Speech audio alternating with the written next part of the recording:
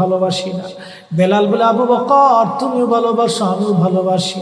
শোনো গো আবু বকর, তোমরা নবীজির রওজা শরীফ দেখলে সহ্য করতে পারো। আমি বেলাল যখন আযান দিয়ে নবীর রওজা শরীফের দিকে তাকাই, আমার কলিজা গুলি ফেটে ফেটে আসে। আমি বরদাস্ত করতে পারি না, সহ্য করতে পারি না।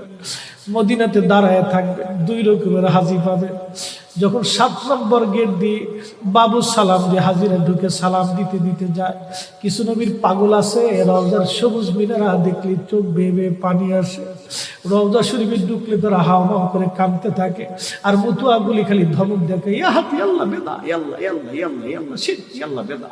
ওরা কান্না দেখে হাসে, যারা কান্না করে এদের সাথে তিরস্কার করে। বাপ, আমি নিজের চোখে দেখেছি, ওরা যারা কান্না করে নবীর রওজার পাশে দাঁড়ায় দাঁড়ায় এদেরকে দেখে ওরা হাসে। ওরা বুঝে না এরা কি জন্য কান্না করে। কোন হাজি আছে কান্না আসে না।